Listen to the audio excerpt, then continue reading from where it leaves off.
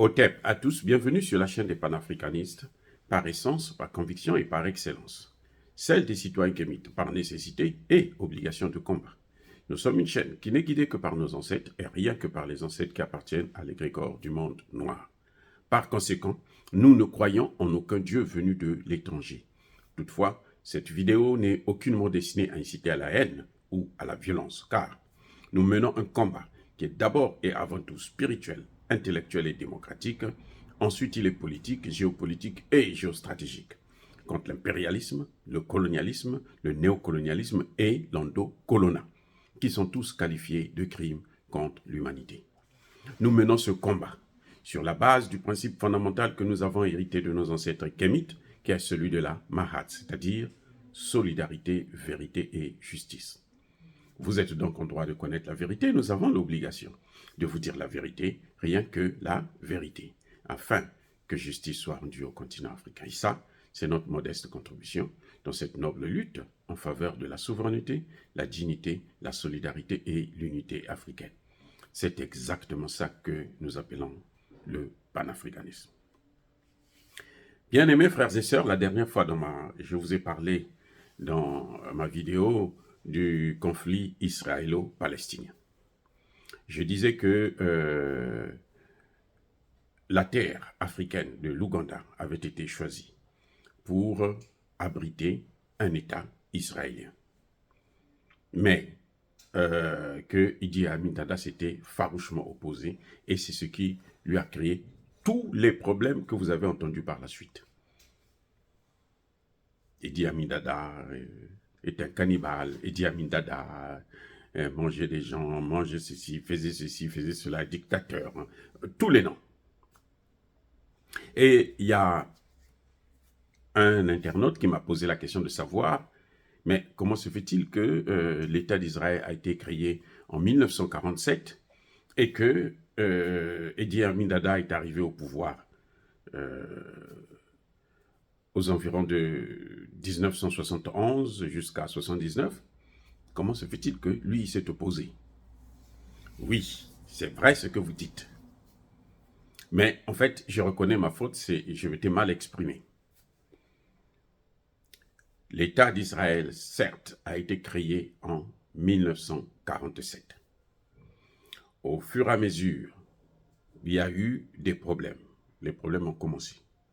En 67, écoutez bien, en 67, c'est là qu'on va décider de créer, les Nations Unies vont donc commencer à décider de penser qu'il fallait avoir deux États qui se côtoient, Israël et la Palestine, ce qui n'a jamais été respecté jusqu'à aujourd'hui.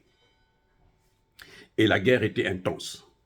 Là, les Palestiniens étaient quand même assez forts, ils résistaient, même si les Américains étaient toujours derrière Israël, mais il y avait quand même une forte résistance.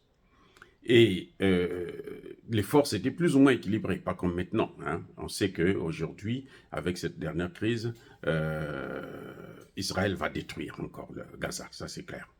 Et puis peut-être même étendre la colonisation. Donc, mais à l'époque, ce n'était pas le cas.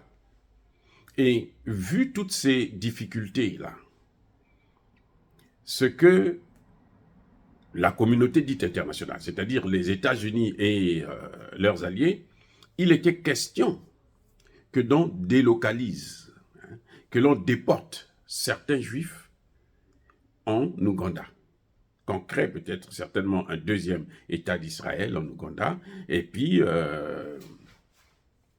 voilà, pour essayer d'apaiser les esprits, comme ça on ne va plus étendre la colonisation.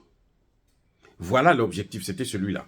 Pour éviter de continuer à étendre la colonisation, on va leur trouver un autre terrain, où on va prendre d'autres juifs, on va les amener là-bas, et puis ils vont occuper cette partie. Et on avait choisi, dans les années 70, l'Ouganda. C'est à ce moment que Idi Amin Dada, étant président, va donc s'opposer à cette idée. Et c'est ce qui va lui créer tous les problèmes du monde.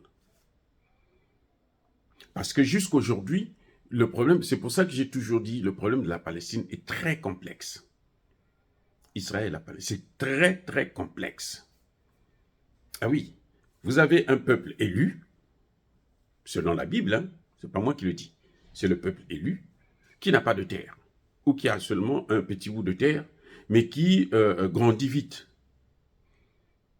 Où est-ce qu'il faut le mettre? Parce que même s'ils occupent aujourd'hui la Palestine, toute la Palestine, ça ne suffira pas pour Israël. Ils auront besoin d'autres terres. Parce que c'est le peuple élu. Et personne n'a le droit de le critiquer. Vous voyez? Donc, ce n'est pas que c'est en 1947 qu'on avait décidé. Non. C'est après 1947, vu l'opposition farouche des Palestiniens et la force qu'ils avaient. C'est là qu'ils s'étaient dit, on va leur donner une autre terre, et on avait choisi une terre africaine. Mais comme Dieu sait nous protéger, eh ben, ils ont inspiré Idi Amin Dada pour éviter de donner ces terres. Au moment où je vous parle, en ce net moment-là, je vous informe que l'un des territoires que l'on veut donner actuellement à Israël pour déporter certains juifs vers là-bas, vous savez c'est quel pays? L'Ukraine. Parce qu'on a fait la liaison entre les juifs et les khazars. Et l'une des parties les plus importantes des khazars, la source même, l'origine des khazars, c'est la Crimée. C'est pour vous dire qu'il y a un lien aussi entre la guerre en Ukraine et ce qui se passe en Israël. Parce que il y a des gens qui pensent que, effectivement, notamment les Américains qui sont toujours à l'afflux, parce que si on amène des Juifs là-bas, peut-être que la guerre sera plus intense, peut-être qu'ils auront plus de moyens pour détruire la Russie. Ça, je n'en sais rien, mais en tout cas, puisqu'ils veulent faire une guerre proxy, ils utilisent toujours les autres pour faire leur guerre. Voilà ce qui est en train de se passer, en ce net moment, au moment où nous parlons là. On veut déporter certains Juifs. C'est pas officiel, ces choses-là, c'est pas officiel. Mais on en parle, on réfléchit. C'est comme lorsqu'on vous dit, par exemple, que le Sahel, la France voulait en faire une partie, un territoire d'outre-mer. C'est des textes qui existent, mais qui ne sont pas publiés. Il faut être chercheur pour avoir l'information, pour connaître. Et nous n'avions pas souvent eu ces informations, c'est pour ça que je vous les donne. Je veux ajouter une chose. C'est qu'il y a des Juifs qui ont découvert que, en fait, les Juifs ont résidé au Congo démocratique. Est-ce que ce n'est pas pour que demain on puisse prendre des Juifs, les déporter aussi au Congo démocratique? Je n'en sais rien. Mais ça commence comme ça, les gars. C'est pour ça que j'ai trouvé la position de Tshisekedi idiote. Je dis bien idiote, je persiste et je signe. Il n'y a pas plus idiot que ça. Tshisekedi a les mêmes problèmes que les Palestiniens. La RDC, là, c'est le même problème. Le Rwanda est en train d'occuper la RDC. Avec le soutien de qui? Des États-Unis. Ce sont des spécialistes de la destruction, de la déstabilisation. Les États-Unis, c'est le seul pays au monde qui a créé des guerres partout dans le monde, sur l'ensemble des territoires de tous les continents du monde entier. Vous allez en Amérique, vous allez en Asie, vous allez... Les États-Unis ont tenté d'occuper à 2 reprises Israël, et plutôt Haïti. Ils ont pris Haïti à 2 reprises. Les États-Unis, là. Mais c'est parce que nous avons un Dieu kémite qui pense à nous et qui nous protège. Mais s'il n'y avait que les dirigeants macabres, bidons, voyous, ridicules que nous avons aujourd'hui en Afrique, pour la plupart d'ailleurs, mais l'Afrique ne devrait même plus exister.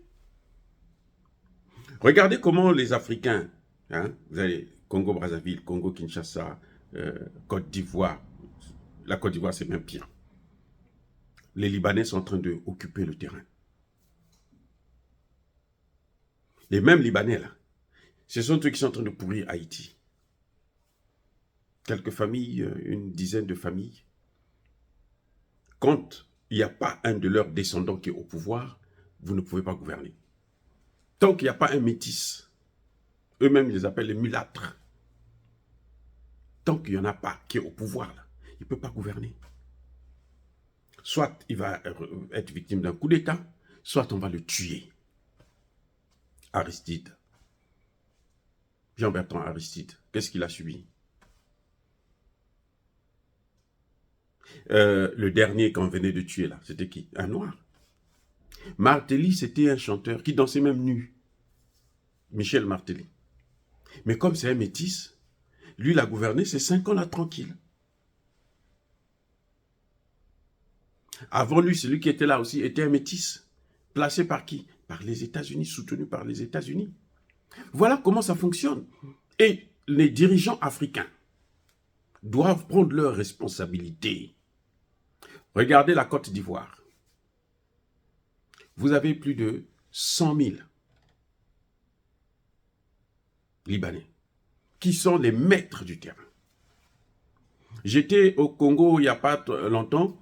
Là-bas, si vous avez affaire à un Libanais ou à un Chinois, il vous dit carrément, nous on parle avec Sassou Nguesso, nous on traite avec Sassou Nguesso directement. Donc vous ne pouvez rien nous faire. On n'a pas peur de vous. Les responsabilités des chefs d'État africains, c'est ça. C'est ça qui va conduire à la perte de l'Afrique. Il vous dit, et ce qu'il dit là c'est vrai, hein, il ne parle peut-être pas directement avec Sassou Nguesso, mais il parle avec les gens du pouvoir. C'est-à-dire les décideurs au sein de la police, au sein de la justice. Et quand tu as affaire à eux, si vous allez à la police, non, on ne va pas les toucher. Il y aura un haut gradé qui viendra dire « Stop, arrêtez ». Lui, là, vous ne le touchez pas. C'est comme ça que ça a toujours été. Bien-aimés frères et sœurs, comprenez ces choses-là. Ça, c'est la géopolitique.